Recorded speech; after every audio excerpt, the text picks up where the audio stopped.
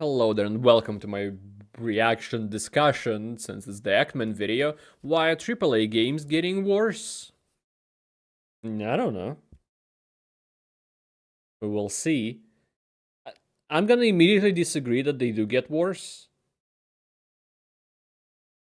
Well, let me not rephrase that, maybe change the thing. What nowadays it's not really defined what a AAA game. Hell yeah. AAA game is.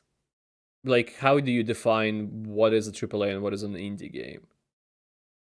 Like, would that be indie games are, well, indie, independent on the release? Like, what is Baldur's Gate? If it's Larian released it themselves, right? So it's technically independent. But wouldn't that mean that something like Assassin's Creed would be independent because Ubisoft made it and they published it? Or like Bethesda games, like Fallout 4, they make it, they publish it. Wouldn't that classify it as indie in that case? Would the money matter? Then Baldur's Gate 3, millions of dollars were spent to make that. Wouldn't that mean it's a AAA game? If it's about a size of the development team, Larian isn't like far not the smallest team. They're not the size of something like Bethesda or maybe Ubisoft, I don't know. But they're also not the size of something like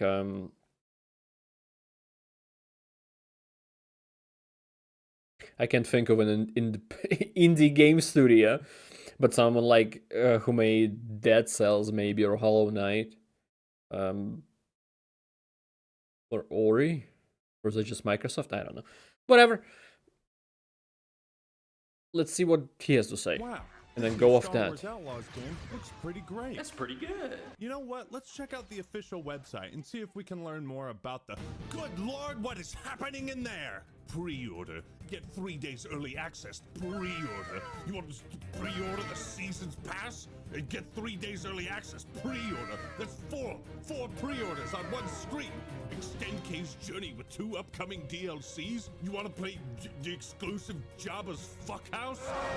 Pre-order. Unlock exclusive cosmetic pre-order. Are you fucking pre-ordering yet? You know what's funny? If you go to the Arrowhead Games website, They want you to pre-order the game. I don't see that big of a deal. Yeah, it is a lot. Like, the amount of the buttons is a lot, and pre-ordering season pass is as a bundle. I don't know, whatever. But they do want you to buy the game, and pre-ordering the game is the only way to buy the game now because it's not out yet. and just look at it. There's something special about an Arrowhead game. Games should challenge the creativity of the individuals who play them. We want our games to help forge friendships. And look at that. Not even an advertisement for the Super Citizen Edition. I think this is a great way to illustrate what AAA. But it's okay, Helldivers. But wasn't it made made by Arrowhead? But didn't Sony help them publish it? And maybe budgetary? I can't remember. Like, is that still an indie game? Gaming has become and what indie gaming has evolved into. The difference in priorities is clear, and you might assume, Actman, that's just typical Ubisoft greed and shenanigans. It's not typical Ubisoft greed. Well, it is, but it's also like one example versus another example. Sure, indie games aren't trying to get that hungry by asking about pre-orders and stuff, but also they're not a lot. There's a lot of indie games that are just shit. I don't think they can escape that because the game is a game. I don't know. But you're wrong. It's worse than that. What Ubisoft is doing to with make it Star Wars louder. Outlaws is symptomatic of a much greater issue plaguing all of AAA gaming. Recently, Ubisoft dropped the story trailer for Outlaws. I watched it, and I felt apathy. As you know, I don't really care about Star is Wars. death. the gameplay reveal for Outlaws looked solid, but now I'm skeptical.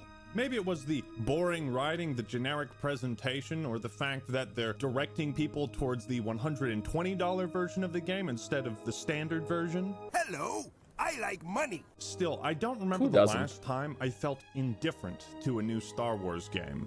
On the flip side, one of my Really? buddies sent me a trailer for a game called Kingmakers. I've never heard of this franchise nor the studio behind it, but let's check it out. What the fuck is this? Oh my god! This is a fucking Chevy truck in the... Oh, we're giving shotguns? How can the engine handle this many guys on screen? This is like Mountain Blade plus Dynasty Warriors with time travel? Oh, grenades? Oh my god, and they have RTS mechanics? No shot, no shot. It can't get any crazy. And helicopters too? Here's the question of the day. Why, as a huge Star Wars fan, am I more excited for this and not this? Well, the answer is obvious. It's Ubisoft. But like I said, AAA gaming has been in decline for some time. Sure, it's Ubisoft, but it's Meanwhile, like indie games have become a it's a personal opinion thing. I saw both. Well, like moments from Kingmaker. Is that what it was called? Kingmakers and the Outlaws. And I don't care about both.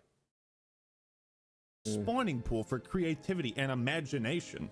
You may have seen the plethora of AAA gaming is dead videos I spring up have. on YouTube. Well, I never AAA watched gaming them because didn't just die. It was murdered.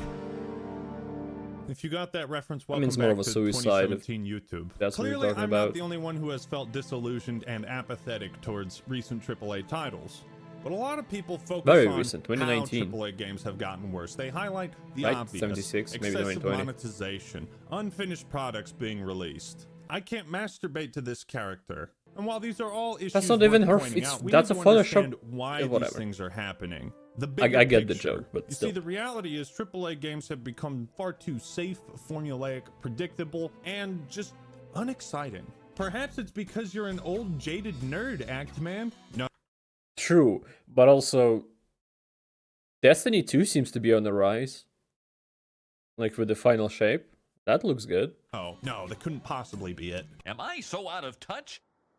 No, it's the children who are wrong. That's what we're going to explore today. Yeah. The decline of AAA gaming and the rise of indie. Why has AAA gaming gotten so bad? Now, first off, what the fuck does AAA actually mean? The Advanced there we go. Aardvark Association? Because I'd love to join that club. No, the instead you batteries, should right? join my public Discord server, the Act Clan. Links in the pinned comment Only and one in the A. little card up here. And The technically two, acronym but it starts originally only with referred to large-budget, only one word. high-profile games developed by reputable studios released by major publishers. You know, Halo, Call of Duty, Warcraft, The Witcher, 50 Cent Bulletproof, Cory in the House. Games that would shake the... Really, The Witcher? I mean, like, Witcher 3 was huge. But it's the same company and, like, publisher and developer who made, like, 2, but it's small. I don't know. very foundation of the world.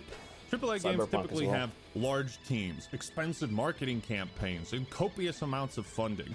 The term was taken from the credit industry and applied to gaming once the severely obese corporate fat cats realized video games weren't a joke of a business and could actually make more money than Hollywood. For business moguls, AAA meant this is the safest investment you can make to get a return.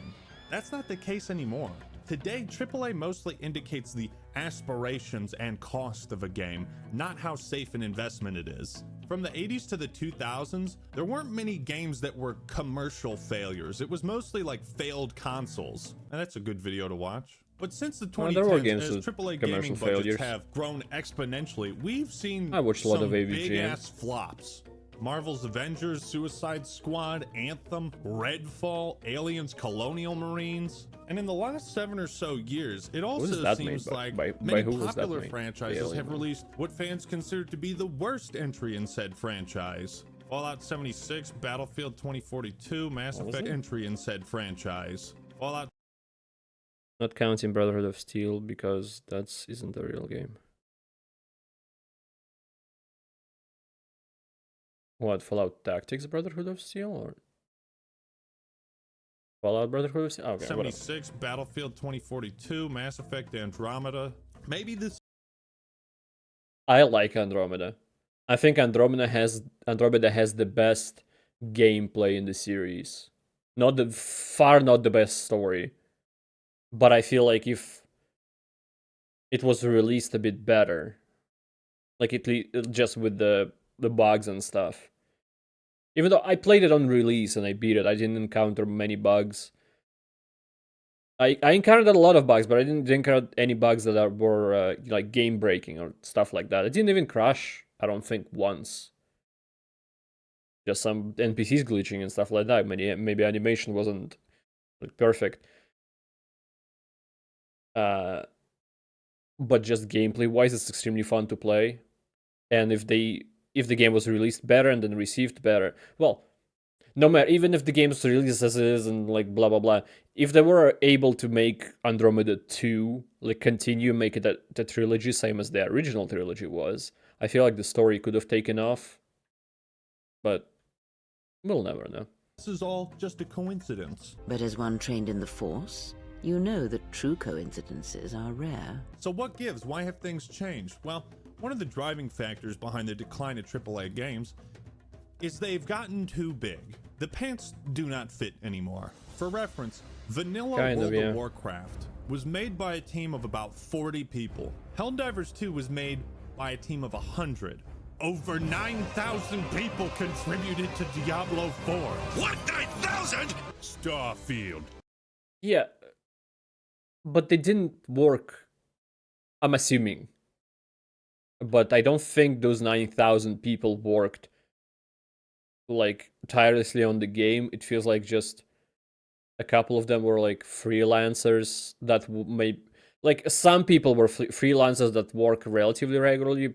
Some probably did like a thing or two, like very small part of it, and then they got added to that list. I don't know. Definitely not 9,000 people just worked on the game for years, because that would make a different game than what Diablo 4 was. 7 years in development, $200 million budget, 1,700 planets to explore. Todd, you think maybe we could tone that number of planets down to like 30 or maybe 10? 10 really good planets? The gamers desire 1,700 planets. Yeah, it went for quantity over quality, and that's always a bad decision to do.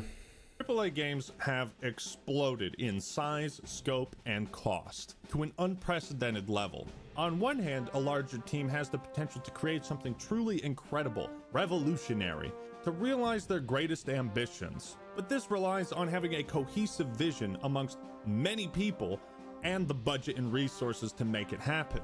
However, the more ambitious a project, the more money invested into it, the riskier it becomes. Immortals of Avium, a game you probably never heard of, I have. was the debut title for Ascendant. I knew it's gonna suck as soon as I saw how it looks and then what its minimal requirements were. I knew it's gonna be just unoptimized mess.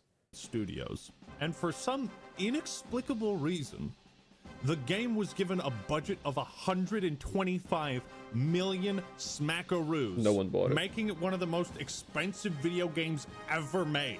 What the fuck? Immortals sold poorly. That's like EA. EA is just I don't know how they buffle the bag. Is that the phrasing? Doesn't sound correct. No matter. You just shit the bag so much, so often. It's unbelievable at this point. Ascendant, after releasing their first title, had to lay off almost half of their staff. 6 months later, the remaining employees were furloughed, a fancy word for fired. Maybe you have a job, IDK, and the company's future is uncertain. Sometimes memes can spit truth. I want the games with worse graphics made by people who are paid more to work less, and I'm not kidding. Yeah. Yeah, I kind of agree. I don't really care about how short the game is. Especially if it's maybe like an open world game where if you do main story, it's 20 hours, but if you do side stuff, it's 100 hours. Like, you can decide what you want to do, and you can make it a short 20-hour game or the long 100 hours or more if you just want to explore every single pixel you can find. But other than that, yeah, I don't care about graphics. I hate hearing like, oh, the game came out and people had to like stay people had to overwork themselves to the bone to make it happen now instead of just moving it a bit. Because moving it a bit, like, some asshole on Twitter would get annoyed by it. The ones who maybe even wasn't going to play the game. And then like the company in charge of publishing would get annoyed by that, and so people have to be overworked, and that's dumb. Shorter games with worse graphics made by people who are paid more to work less, and I'm not kidding. Immortals of Avium is a mistake that shouldn't have happened, and it's the exact type of reason why AAA publishers are sticking with familiar IPs and playing it safe. You guys excited for Call of Duty 26 to come out later this year? The bigger they are, I mean, so and saying like, and that's the reason they do the same IP. They tried something new, Immortals of Avium. It didn't work, but they did try. You can't say that companies aren't trying to make new. They literally did. The fact that it sucks is irrelevant. They did try to make a new IP. the harder they fall. But why was Immortals, this random game, bloated with such a ridiculous budget and high expectations? Well, COVID-19 changed a lot of things. People bought a shitload of video games during that time, and some upper management folk adjusted their business. They saw this as an opportunity to invest. So they expanded operations, hired more employees, but of course, the video game sales caused by the pandemic didn't last. And we're now seeing the fallout of that overexpansion. Fallout New Vegas. 10,000 layoffs in 2023 and 8,000 more on the way. Over 30 studios were shut down, several games canceled. The hubris from corporate overlords has uprooted this industry in such terrible ways. Overloading teams with talented employees and a shit zillion dollars isn't some magical recipe for success. In fact, it puts the studio in a much more dire, stressful position. I mean, that's what we know, right? And we know that because of giant publishing studios like posting their yearly reviews or whatever they're called, their budgets and with money they did make and then gonna make, whatever the stats they post, they have to do that. But how many indie studios closed down because nobody bought their games? I don't think it's a AAA issue in any way, like a uniquely AAA or uniquely big studio. Because if the game doesn't sell AAA well, means at this point, they're fucked. Blockbuster game development costs are out of control. According to a study by the CMA, a single AAA game could have development costs between $90 to $180 million, plus $50 to $150 million for marketing. That Suicide Squad game that 200 people are playing probably had an inflated budget. This is clearly unsustainable. It's like every major AAA game is some massive live or die gamble. But that happens to everything.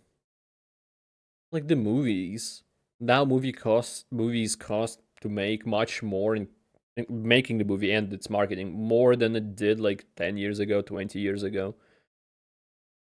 And the movie, I feel like it's just easier to find something shit nowadays. Before, like 20 years ago, you had to go to the store and then find the game. And back then, there weren't a lot of series going on.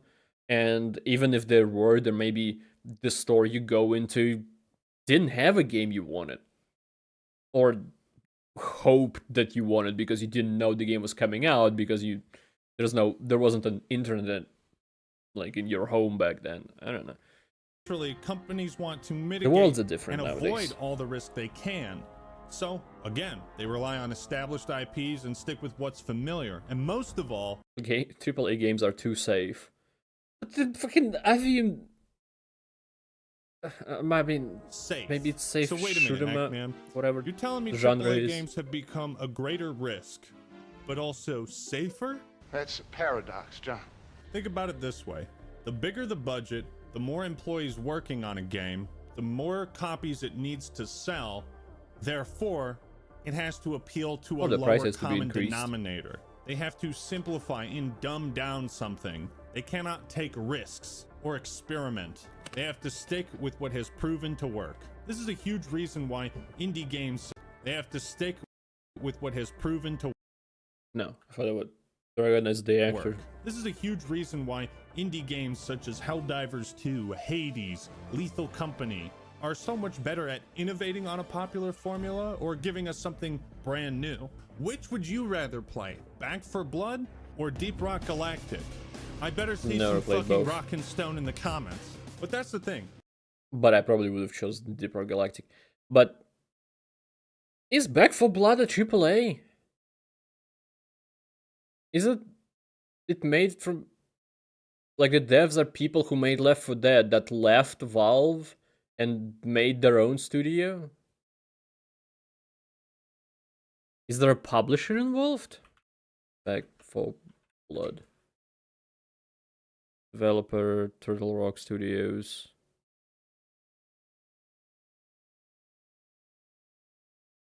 Publisher? I don't see a publisher.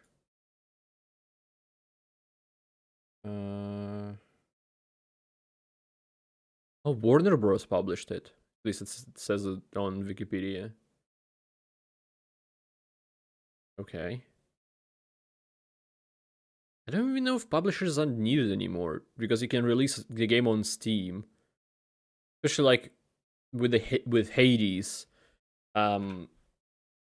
They released it early access, and then people like the game now when it came out fully, because the entire development was like kind of so. Every time they added something new, it was played immediately by a lot of people while the game was in early access, and then they changed stuff that people didn't like or kept stuff that people did like, and just the game kept evolving, and that's what came out. No wonder people like the game that pretty much is built on what people wanted. Like, same with Baldur's Gate, and Lethal Company is just a little concept. There's barely anything to do in it. And I think almost the entirety of its saving grace is that it's a co-op game. That is, you can play alone, but it's pretty much impossible to get anywhere if you play alone. It's mainly a co-op game. And because of that, people have more fun playing with other people, obviously. Especially if it's friends and not random people, whatever. Back 4 Blood is a cheap imitation of what inspired it, while Deep Rock Galactic is a unique twist on the whole four dumbasses trying to accomplish something co-op game. Deep Rock is brimming with charm, style, and this is gonna sound cheesy as fuck, but you can feel the love that went into it. I can't say the same with Back 4 Blood. What are some other examples that illustrate how games have gotten safe? Well, let me ask you this. Did you think for 1 millisecond that the Modern Warfare 3 remake was going to do the no Russian scene justice? Did you think it was going to be as shocking, if not more so? I did not give a shit. You terrorist. I played the original Modern Warfare games, but Woo! Oh, could give the not care writers less a about the raise. remakes. Of course not. Like, even Call of Duty feels like it's been sterilized. But of course, there's some exceptions with, like, Cold War. I mean, that game took some serious risks with its campaign and story, and it paid off. Gamers love being surprised. We love being thrown for a loop, because it's so hard to do now in the age of the internet and with all these leaks and everything. This is why Helldivers 2's I hate live leaks. service is retaining so many players, because I'm actually at this point, like, when I don't know when it started happening. It's been definitely years, but it would be like a new game in development. There would be like leaks that like this mechanics would be there, this is what it's about, and stuff like that. And maybe a movie would be coming out, and there will be photos from like from filming, like from on the location, and you can see like maybe the actors, maybe the costumes they're in, and stuff like that.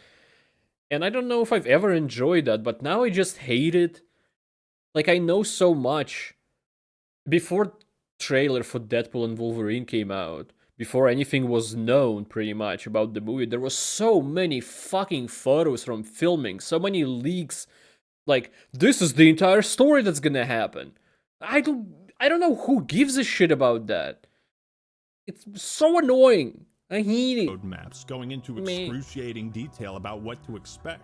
It's why the redemption of No Man's Sky hit so hard, because Sean and Hello Games just went into hibernation and came out when they had something to show people. But isn't this a AAA game? Because it's a Sony published it. Like, the team was small. By the end of the development, it was bigger, and now it's probably even bigger than it was before, when the original release of the game happened. So isn't No Man's Sky a AAA? I don't know. When I say safe, I'm not just talking about the lack of innovation with game design, but also the writing. AAA franchise And like the actual fact that No Man's Sky got Sony as a publisher is because it was innovative. It's because like they went there, like making this procedurally generated galaxies upon galaxies and stuff. 18 is it 18 like quadrillion planets or whatever? Suck it, Starfield, I guess. But like it was interesting, and Sony went to them. Maybe Sony went to them not because they thought it was innovative and cool, but because of people thought it was innovative and cool, and they saw that people were into it, and then they went to them. But still, not because it was safe in any way. that used to go really hard with the dialogue now feel tame, like they're pulling punches. I'm not a huge expert on Fallout, so Fallout fans, please correct me in the comments if I'm wrong. here. But there is a massive difference between Bethesda's Fallout games and the other Fallout games. In New Vegas, you can literally sell drugs to children. Like that's a real choice you have in the game. You can be an absolute maniac. You can shake down a guy for caps and he'll say, well, you've taken everything but the clothes off my back. And then you can say, actually, give me your fucking clothes too. You know what I mean? Like, for some reason, I just can't picture these types of things being in a new Fallout game. KOTOR 2 is... I don't know. I've never seen that much difference between 3 New Vegas and 4. 76 is obviously different for a lot of reasons. But like 3 New Vegas, 4. 3 New Vegas, like to me, almost the same, except like New Vegas's main story is better. But gameplay wise, and like side quest choices and stuff like that ghoul thing or the child, 3 had like an entire village of children that as soon as you turn, I think, 18, they get kicked out. And sure, in New Vegas, you might be able to sell drugs to kids. I don't think you can kill kids there in 3 or in 4. Like, that's all the same. I don't know. Also a fantastic example, because I doubt we'll ever see a Star Wars game that takes the franchise in such a bold direction. KOTOR 2 is a Star Wars game where the main villain wants to kill the Force, destroy the Force, like remove it from the universe, destroy the concept of Sith and Jedi completely. There's no way in Nar Shaddaa we'd ever witness a Star Wars game that delves into that sort of thing. According to Obsidian, Chris Avalon, one of the main writers for New Vegas and KOTOR 2, Obsidian made multiple proposals to develop spin-offs for Fallout and the Elder Scrolls, all of which were turned down by Bethesda. And while we can only imagine the reason why, perhaps it was too risky in their eyes. Here's another example. Hey,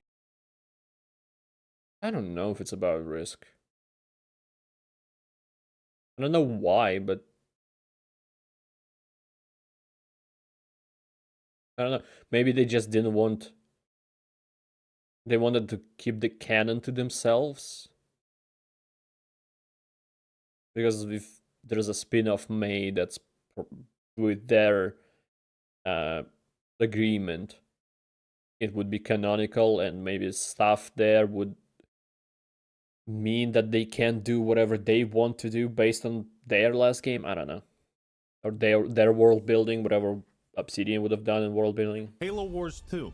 I don't Console know the reason. RTS, pretty niche, but its expansion, Awakening the Nightmare, Anything was you the guess would first be time in a stretched risk or decade whatever I we said. saw the Flood in a Halo game. Why haven't the Flood appeared in the main series? Don't want to risk lowering the sales with an M rating, right?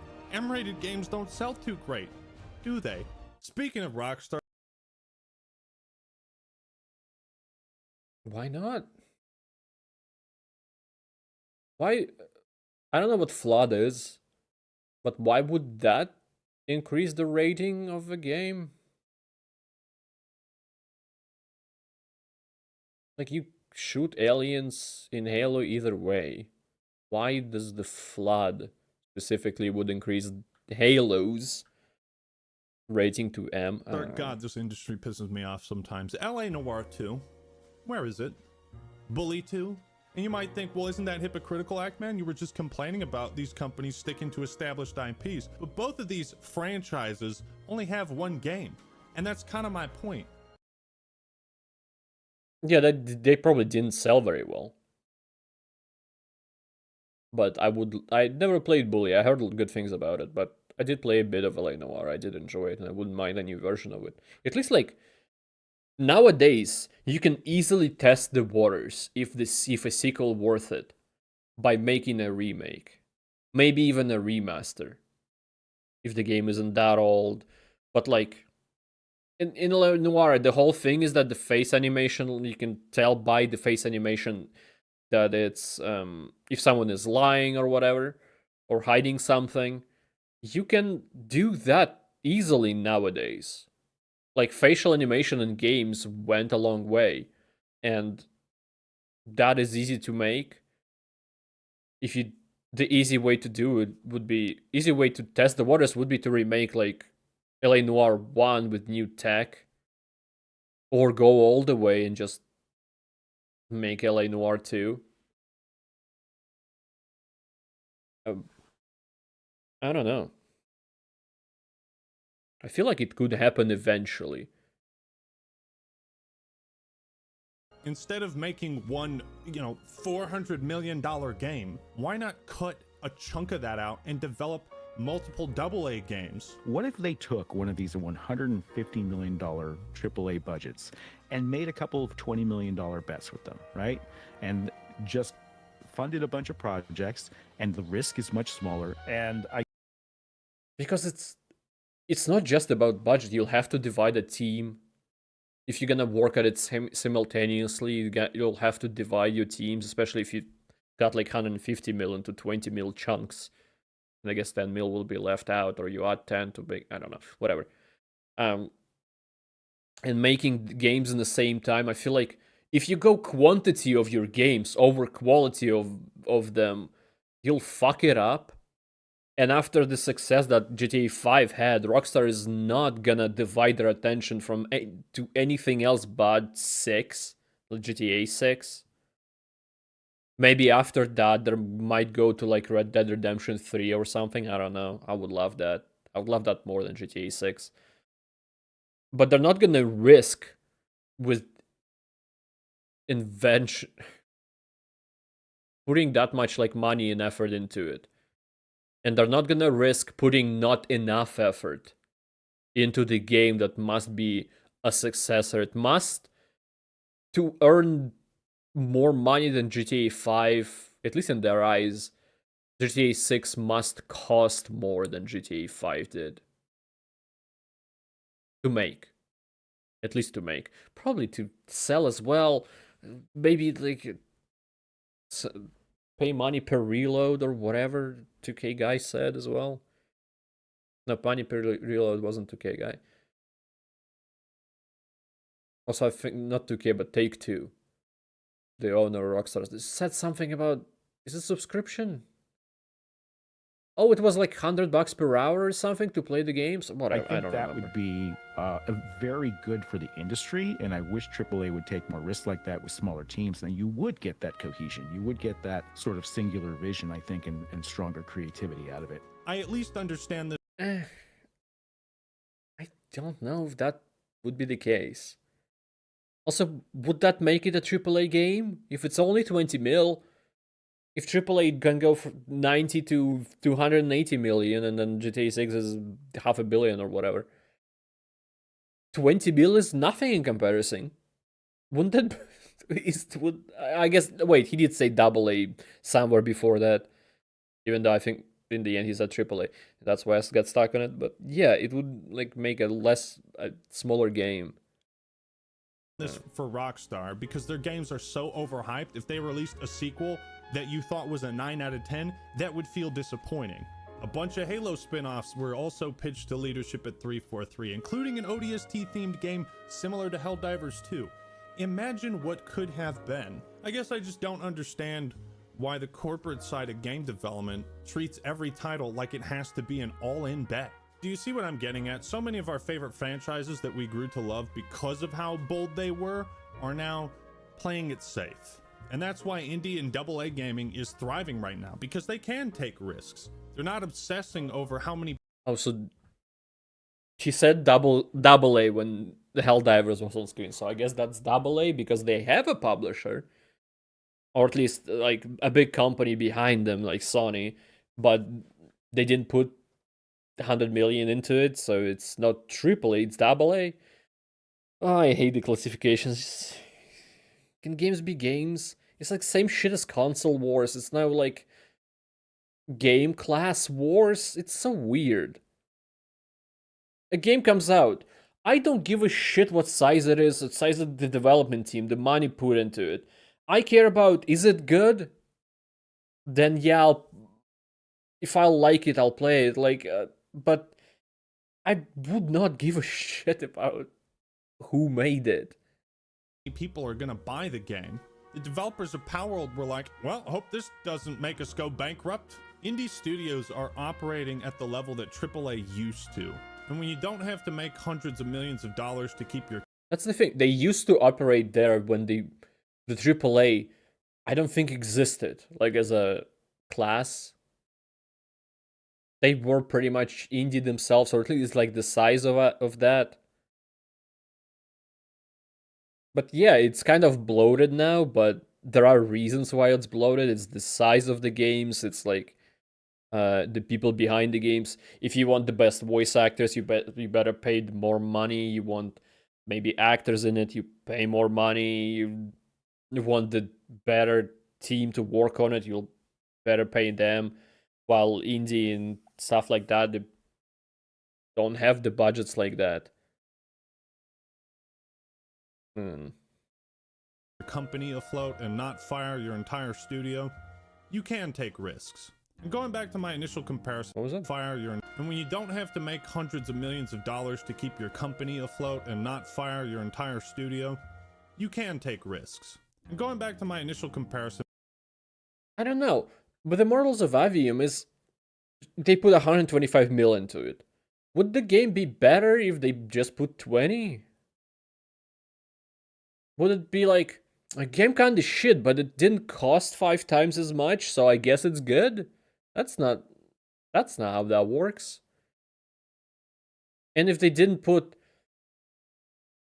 like, EA is a huge company. They could have, if they wanted to, they could have had Immortals of Avium and then like 5 more games with the same exact budget of like 120 mil or something, like over 100 million, simultaneously developing from different teams. They could have done that. It doesn't mean that if you cut Immortals of Avium budget 5 times and 6 times until it's 20 mil, that doesn't mean that the remaining 105, it's exact 20, doesn't mean that that money would go to something else. Like, it could have been, if they give 20 to Immortals of Avium and then just would have waited on it. And so the game is shit and they're like, oh, at least we didn't put 120 into it. Ooh, but you're still all fired because the game sucked. I don't know. It's like a what if scenario. What if they paid less? Would it be better? Who knows? You'll never know. between Arrowhead and Ubisoft, there's a huge difference in the mission statements of AAA and indie games. Baldur's Gate 3 is an indie game. Is Larian it? is an independent studio, but the quality is so amazing, you'd assume it's AAA, right? Because it's the budget behind it is enormous, the time they put into it, but also it released in early access and then worked off player response for every single thing they've done. They didn't release the game as is now. And then when the game was released with Act 3, that, like, as far as I know, Act 3 wasn't in early access. So when the game released with Act 3 in it, Act 3 kind of sucked in comparison because, like, it wasn't optimized as well. There are some quests that just went nowhere. There were a lot of problems in Act 3 in comparison to the Act 2.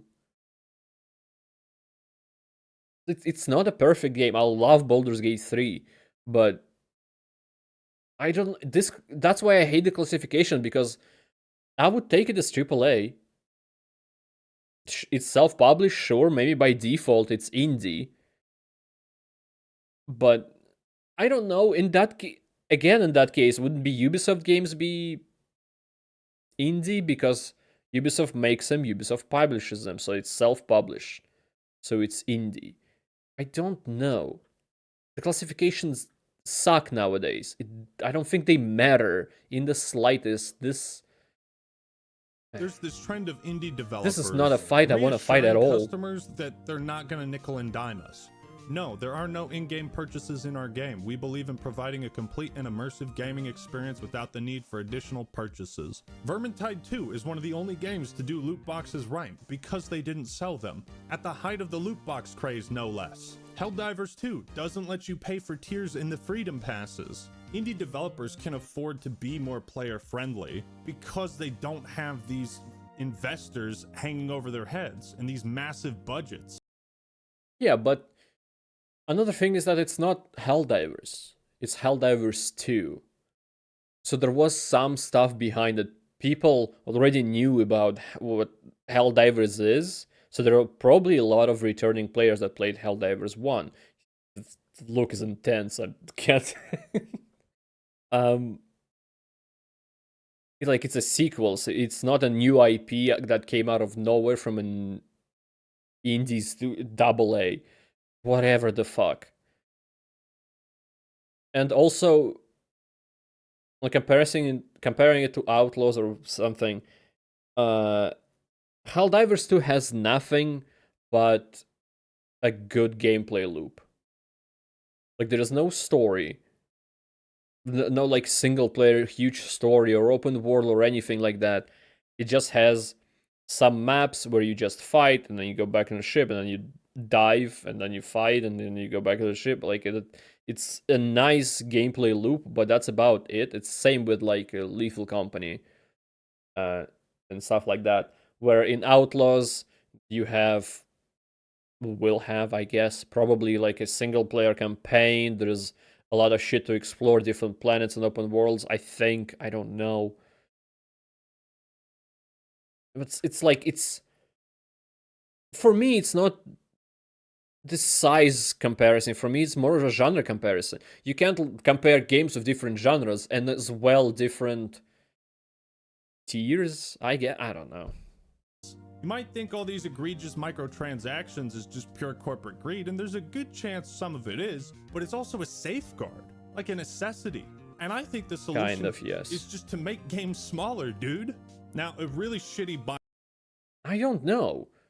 Like, Overwatch isn't a big game, but it got overbloated with microtransactions.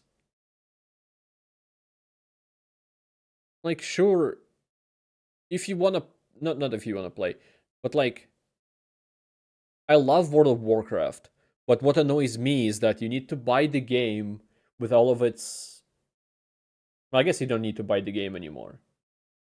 But in order to play like the current DLC and stuff, expansion, you'll need to buy every previous expansion, which isn't that much money.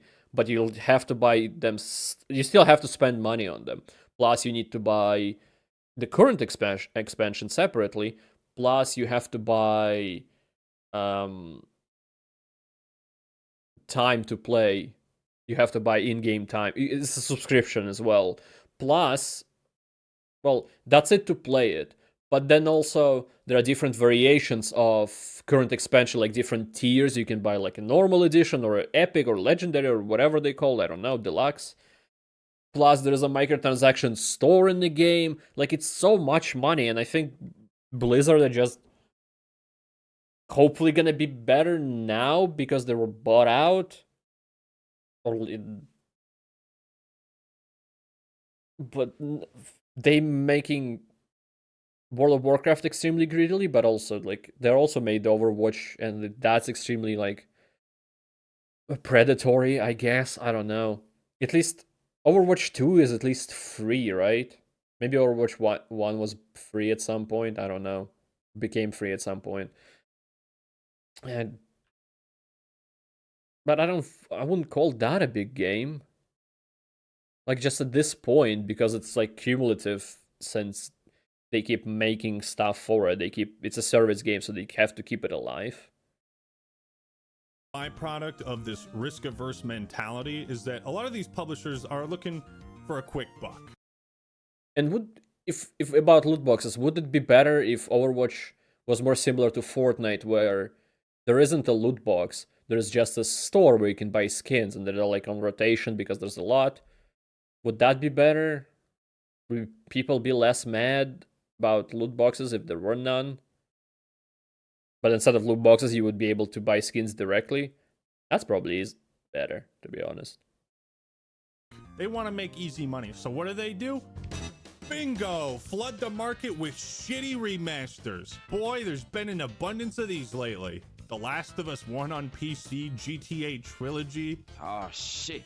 Yeah. Here we go again. Hell, even Dark Souls Remastered sucked major ass. And don't even get me started on the fucking...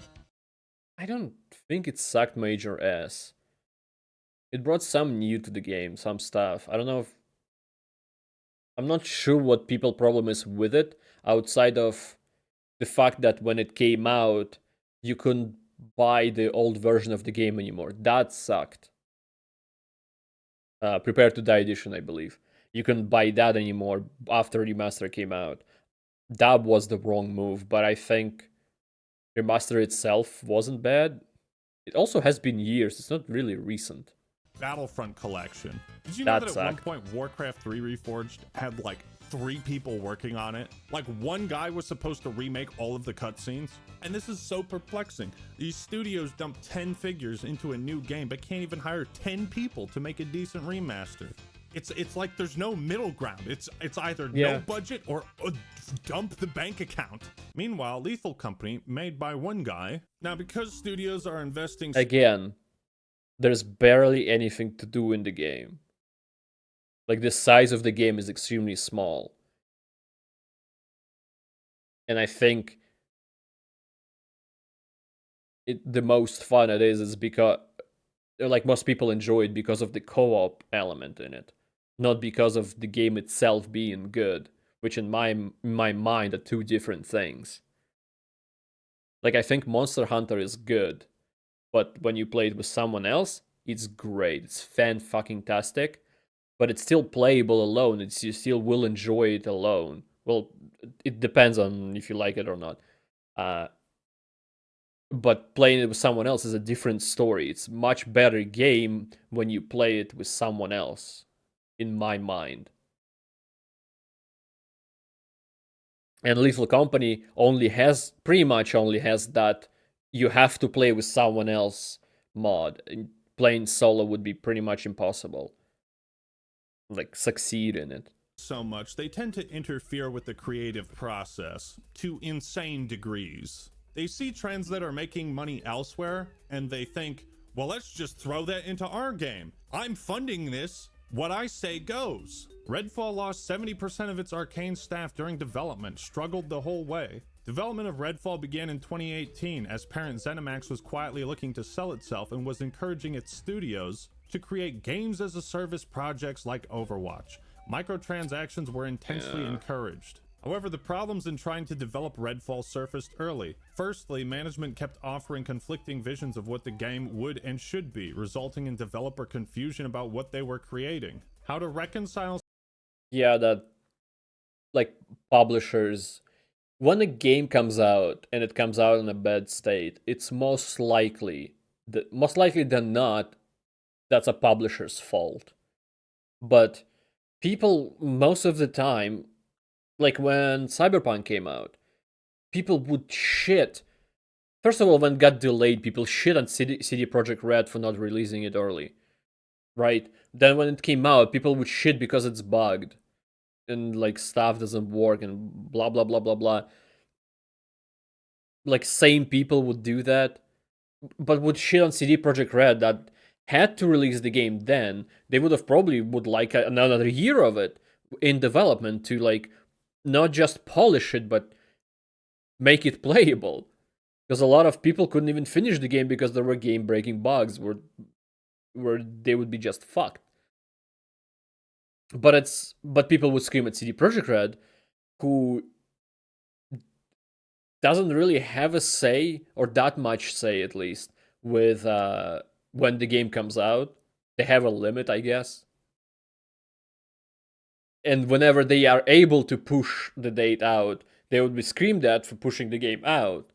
And I think nowadays it's changed a bit because there were a lot of examples when the game came out and it sucks, and people now realize that, oh, maybe we should let them move the date, polish the game a bit. Maybe that's a good thing.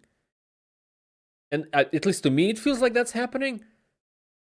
Or maybe I just hope that that's happening. Because I'd rather wait another month or even another year if developers think that it's necessary to complete the game, to make the game a full package. I think that's fine. I'll wait. Just polish it properly.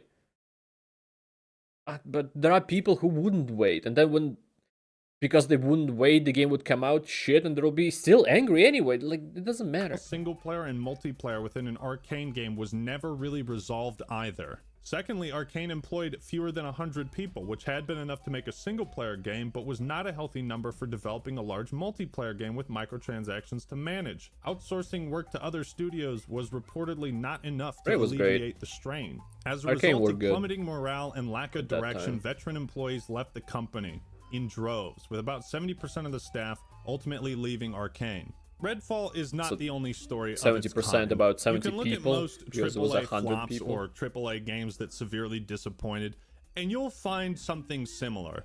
Management interfered. Management wanted this. I agree on imagine that. they feel they have to micromanage A lot of times these it's management, things. it's Again, publisher, because of it's the all that. investment. Sometimes with AAA So the games, devs themselves. it feels like there's too many cooks in the kitchen, and Gordon Ramsay is pissed. What are you? An idiot sandwich. There's got to be a happy middle ground in dev team size. Too small and you feel like the world rests on your shoulders. Too big and you feel like you have zero agency and influence. These big dev teams, especially when they're spread out against multiple studios across the... I don't know about too big, because you could manage it fine. There will be people who would be... Like, that's why you have roles like creative director or story writer, or like people who write the script for the game or write the code for the game or like make models and stuff like that. That's why you have roles and why that's separate. And if you just have a huge team, you have smaller teams, the teams that are probably size of some indie companies that work on a specific thing, and you can still manage that, in my opinion. Unless your publisher just screams at you for not doing enough and then sinks their own fucking thing. Which I hope publisher realize that forcing people to overwork or to release stuff unfinished hurts them probably the most, because the game wouldn't sell, so they wouldn't get their money back that they paid for development. Like, I don't fucking know. It's dumb in my opinion. Country can sometimes have very inefficient communication, bureaucracy. Next Battlefield has the largest development team so far. 1 year later, former DICE dev says 2042 never stood much chance being great at launch. There's a video by Timothy Kane, the creator of the original Fallout, about game development caution. And he talks about how certain things in game development now that could be fixed in 45 minutes now take 4 weeks. When we make Yeah, it in the I Outer immediately know. Worlds, the combat AI wasn't really in yet, so I asked for a very simple combat aggression code to be added. This is how simple it was. Every time an NPC got shot, they would see if that person was on the list of someone who'd shot them. If they weren't, they'd add them to the list with the amount of damage they just took. If they were already on the list, they'd just add the amount of damage they took. Whenever they're deciding who to attack, they attack the person at the top of the list. That's it. That's all I wanted. The programmer who it got signed to came to me and said, I need 4 weeks. And I'm like, It's whoever does more walk damage me gets through what attacked? you're going to do. And he goes, you don't understand. And I was like, I've coded this 3 times. Walk me through it. And he wouldn't. He left. He left angry. Lead programmer came back, started yelling at me, saying, if he says he needs 4 weeks, he needs 4 weeks. And I'm like, then I will do it. I'll have it done before lunch. And he said, no, because then people will have to support your code. I'm like, I'm going to walk you through what I want. And you tell me why this takes 4 weeks. He looked at what I wrote, which was about 10 lines of pseudocode on a whiteboard. And he goes, I'll come back. He came back about an hour later and said, what about 2 weeks? And I said, do I have any options here? Fine. 2 weeks. You want to fix these lines of code? That decision has to go through 10 fucking departments Yeah. now. It needs to be approved by your manager, by your manager's manager. It has to go through the marketing team, the DEI office. The fucking janitor's cousin has to approve it. Indie developers don't have the same level of bureaucracy. I imagine if there's a problem with the code, you could just walk over to the cubicle of Jimbo and ask him about it without the fucking HR department. Call them on breathing Discord down your nowadays, neck. probably. And you also have to make Everyone games would that can work be from released home. in China. You need that China money. It has to hit certain quotas and scores on diversity, equity, and inclusion to secure funding. And the game needs to have microtransactions for this consistent revenue source, a live service business model, so that makes the investors happy. And can you see how creativity dies in this environment when games are made by committee and not creativity? It also seems like the more employees a company has, the easier it is for you to blend in and not be seen or heard. Indie studios typically have better working conditions with flexible hours. Employees have more creative control. Smaller teams allow the individual to have more influence on a game and a greater impact. I've seen a lot of articles from ex-developers who say, this game wasn't what we intended to make. It wasn't what we envisioned. Disagreements are going to spring up in game development, but it's easier to settle okay. an argument between 2 people than it is 100. At the end of the day, indie gaming has risen. I mean, 100 where people is a AAA small has company fallen. nowadays. The decline of AAA gaming. In 100 people, you will be able to. It wouldn't take 2 weeks. I would think. Maybe it'll take a day at most. I feel like, but yeah, I will. With that, like you need to change. Like something would arise, and how I would describe, like right, the teams working on different stuff. If they would need to communicate, there will be an issue. Like if one person in one team needs to communicate something to the other team, maybe goes through a lot of red tape or whatever, like bureaucracy and stuff. Maybe goes through publisher first to approve if that is allowed to be in the game. I don't know. Yeah, it could get too big. I'll retract that. Is due to the insane budgets, scope, and expectations of these games. How that affects the employees, the work environment, the investors and higher-ups who have to constantly micromanage these games and throw in their own ideas when they have no fucking clue what makes a good video game. I feel like a lot of these developers simply don't have the same luxuries and freedom to create art like they used to. Game development in the AAA space is now a committee process where simple solutions to bugs can take weeks, where the freedom to express and create art and take risks is suppressed in favor of creating the generic and the safe. Too many external factors have disrupted what used to be a creative process with the singular goal of making the best and most fun video game possible. It ain't about that no more. This shit has to make money, and a lot of it. And it's for all these reasons that AAA gaming is declining, and why indie titles are thriving. But what do you think? What are some of your favorite indie games? Let me know your Again, are they thriving? Helldivers is AA. I'll take that. Maybe it's not AAA. I just hate it. I don't care. Why not just say that game is good and it's thriving because it's good? And then this game sucks and it's in the dumpster and no one plays it because people didn't like it. Not because it's AAA. I don't think that makes a difference for like a player. I don't think people go and buy games because it's AAA or because it's AA, because it's an indie game. Maybe there are people who are just like, I'm gonna only play indie games for the rest of my life just to support people, and I'm never gonna play for AAA. Maybe there are people like that, but it's such a little minority that it's inconsequential. What do people say in the comments?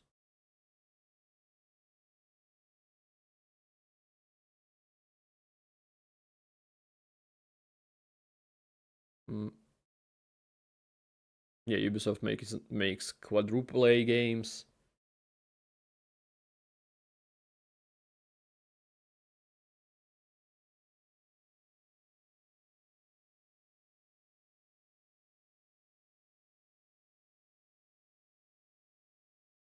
Someone said it surprised me that Square Enix released Final Fantasy VII Rebirth. 80-hour campaign, tons of mini games, incredibly huge world, 7 plus playable characters, high quality cutscenes, really good side quests, new game plus at release, and yet no DLC, no season pass, single player, no connection needed, and no 100 gigabyte day one patches. How long did it take? Like 7 years for them to make that? And they didn't need to work pretty much on the story because it already exists, because it's a remake of a different game. They need to work on like character design.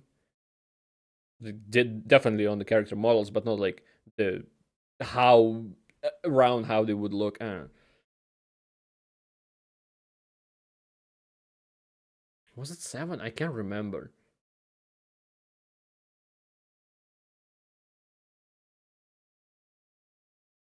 Greed is the reason why modern gaming isn't fun anymore.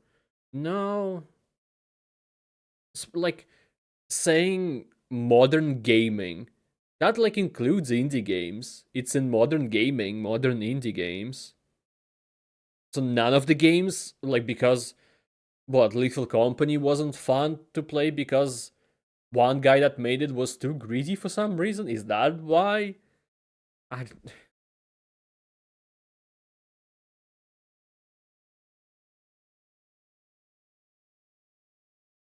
Sometimes I just play good games. There's more than enough out there. Yeah, it's like looking like, oh, recently there weren't that many good games.